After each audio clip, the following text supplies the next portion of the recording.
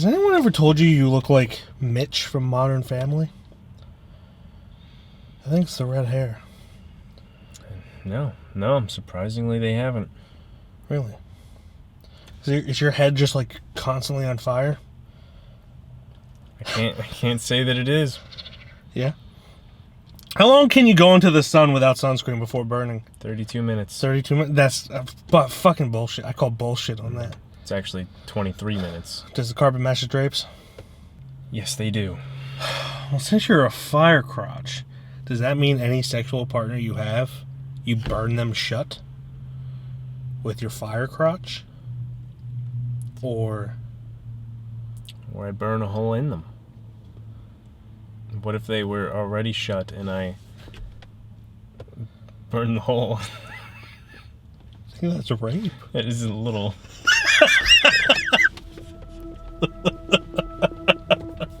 That is not the direction I wanted this to go in. Firestarter. What's up, everybody? And welcome back to another review. Today we saw Firestarter. Firestarter. Sorry for the mishap. I was just so caught up in this skit that we were just doing that I had no idea what was happening. You took that to a way darker place than I wanted it to be. Yes, we saw Firestarter. It is based on a Stephen King novel, which there was a film made based on that in the 80s with Drew Barrymore and other people. I don't know. I haven't seen it. But so you could say that this is a remake, but it's really just another adaptation. Yeah. So this was the only movie this week. It's the only movie this week. I'm holding my breath until Men comes out next week. Mm-hmm. But it felt like if it were a TV movie, I'd be like, okay. But it's not a TV movie, so I'm like, okay. Same context, different tone. Yes. So it's starring Zac Efron, Ryan Kira Armstrong, Sydney Lemon. Kurtwood when Smith? life gives you lemons. Michael Grayas. Gloria Rubin. Let's talk about Gloria Rubin for a minute. So she played like the big bad. She was like the head of the agency that Cap, the Captain Hollister. Every single scene she was in felt like the start of a porn. Mm-hmm. Every single one. Touches shoulders, always comes in. It's just there's a lot of sexual energy around it, and like it is what it is. But it's just it's mainly based on the writing, because the writing was so bad it felt like a porno writing. Yeah. It's just I think at one point she said, "So and so doesn't have the legs for this suit." It was just very weird. It was very weird tonal wise anytime she was in the room. But I digress. A lot of just energy. Radiating off of her. Yes. So, for those of you who don't know, this is about a girl who has superpowers. She cannot control them, and so essentially she sets things on fire. It's on accident. So this agency is trying to get to her. Interesting concept. The father-daughter dynamic is interesting, but really the writing and directing kind of ruined this movie. Mm-hmm. Which is why I said if it were a TV movie, I'd be like, okay. Yeah. Because there's enough there where it'd be like, you catch it on, let's just say, TBS for some reason. It's on TBS. TBS original movie. It's not, but let's just say it is. It has the quality of a TV movie. Which, weirdly enough, most Stephen King adaptations are TV quality. Yes. It's very interesting. I felt like everybody was in a different movie, but the same movie at the same time. Or at least nobody was on the same page, direction-wise. Hence the handwriting. Beginning of a porno, every scene with Captain Hollister. But yeah, the biggest flaw in this is the direction, in my opinion. You could take bad writing and still make a good script, or it's a good movie with it. It's hard, but you can do it. You can't really do with a bad director and make it a good movie. It's just the way it is. It just do be. Where do we even begin?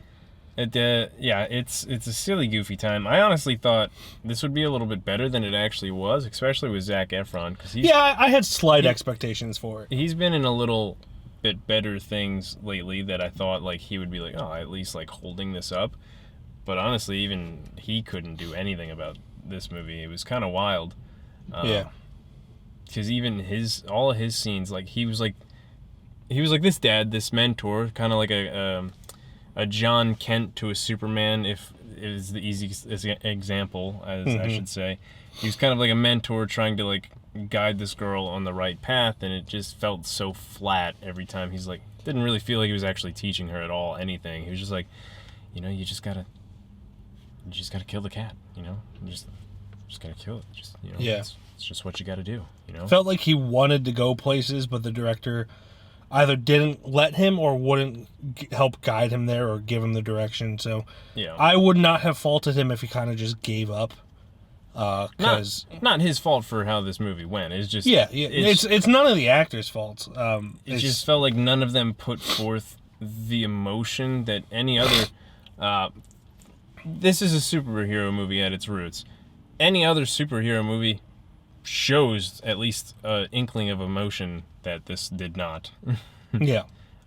Like from any of the actors, except for some of the B characters. They did damn fine. There were two characters in particular. Very two characters. Irv and security guard number 1, who's just watching the security experience. They were the best parts of this movie. It had a lot of interesting ideas. That's, again, probably from a cocaine-fueled Stephen King from the 70s or 80s. I can't say for sure if he was on cocaine when he wrote this. But he was on cocaine when he wrote a lot of things back in the day. Seems like he would have been. So there were a lot of interesting concepts and ideas there, but they just weren't fleshed out well. I haven't seen the Drew Barrymore version from the 80s. I can't say for sure if that is good or not. I imagine it's better than this. But it just falls flat, really. Like, certain things become laughable, which feel like they shouldn't be laughable. There's a lot of inconsistencies with the morals of the main character. Where, like... Here's one that bothered me so much. As a family, they're trying to lay low from this agency, right? Why? I know you want your little girl to have like a normal life and all that, but why send her to a school, like a public school for sure? Homeschool's the thing. And, have a risk that she's out there gonna most likely get bullied, and B, most likely burn down a school. In a school where they still play dodgeball, which I feel like most schools have outlawed dodgeball. With redheaded bullies. With redheaded bullies! Why the fuck just homeschool the kid? A Christmas Story, the bully's a redhead? And then, fucking make her learn all the knowledge with your psychic abilities. Yeah. I don't know. That on its own to me was just stupid. Like, you're definitely going to get caught. You did that to yourself. Yeah, they really did. But that could be the Stephen King writing. Could be the Stephen King writing. Who knows? He is very weird with his writing in general, and bad with his endings. Because if it was made in the 80s or whatever, that would make sense in a way. Well, not necessarily, I guess, but it would. We don't have the technology, or we have the technology now that we didn't back then, so necessarily. Yeah. I mean, people were still homeschooled back then. It was just a lot more difficult. Overall, this movie, I didn't hate it. I didn't like it. It's just... It's there. If there wasn't really comedic moments that technically weren't supposed to be comedic in this... then this movie would not have been as good as it was. Not saying that it is. But this is a slight spoiler. I'm not going to give any detail with it. It's not really going to ruin anything. But there's a scene where there's people confronting her wearing fire...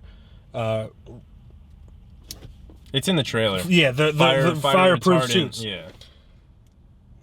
A guy takes his helmet off after she's down. She tires herself out and she goes down. And he's like, well, this is a good time to take off my helmet. Yes, a sprinkler system is going off, but something tells me superhero She could fire can still happen. She could still boil water. She can boil water. She can boil all that sprinkler water. You fucking idiot. So it's just little things like that. I threw my hands up with that. Dude, my favorite part was when you were dying at the fact that Irv was like, "You think I don't believe what's on TV?" or something like that. I can't trust the TV. Telling me I can't trust the TV. And you just start dying. Dead quiet theater, and there's like 4 other people. Hey, there. if you can't laugh at that, you just burst in laughter. that's like essentially all of Fox News' people, and like people who like religiously watch CNN too. It's not just Fox News; it's people who trust 100% any news outlet.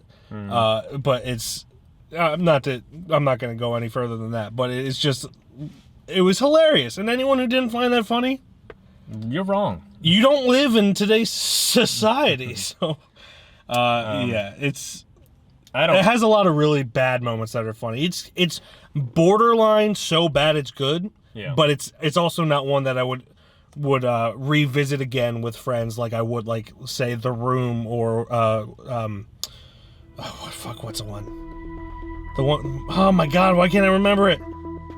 Miami something. Also, while you're looking that up, I want Miami Connection. Miami Connection. It's not as fun as those movies where it's just like it's so bad, it's hilarious, and you can rewatch it over and over again. But it does have its moments. There was a movie, and you're probably gonna get this. Oh, here it is, right here. The plot reminded me a lot of the movie we watched on the podcast. On the podcast, yeah, Freaks. Pretty much. Saw it, that's the only reason. Yeah, I was like, this reminds me a lot of the movie Freaks that we watched, which was a much, much better movie than this one. But I myself don't have too much to say. Me neither. Without it being too negative, and I don't really want to be too negative on it. It's an inoffensive movie, but it's not good. Yeah. Like, I don't hate that it was made. I don't hate anyone involved with it. It was also, assumedly, made during the Panny D. Yeah. Or before. I can't remember, because I could have sworn I saw ads before. They had the elbow hit thing too. The kids were doing the elbow hit, which was I don't think kids did that before the Panty D. But regardless, yeah, it's a nothing movie. Yeah, it's nothing. It's pretty much just a movie that had things go wrong, so it wasn't good. But it wasn't horrible either. It was laughably okay. Laughably okay. That's a good way to put it. I'm going to give it a 2 out of 5, and I feel like that's being slightly generous. I was going to say the same. I was thinking 1.5. With you being generous, I don't know if I'm going to be generous or not. I think 1.5 is a fine marker. Yeah, that's fine. Between that and 2, I don't know. There's 1.5. I might have dozed off in the beginning as well. Very beginning. What, are you working at UPS again? I don't know. I was just this is tiring. There are movies that I've rated 1.5 stars that I've like hated. Yeah. But it had technical aspects. I didn't hate this, so I didn't want to put it in the same level as that. I don't know. Yeah. Go see Everything Everywhere All at Once if you haven't. Oh my god. Ding. Bye-bye. Just going for a lifetime ding now, Tom. Yeah. Bye-bye.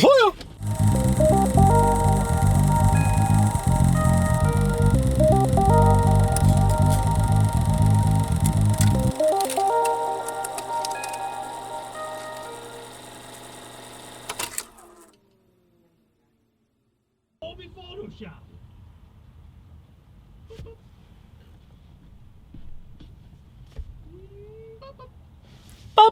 Does the carpet match the drapes?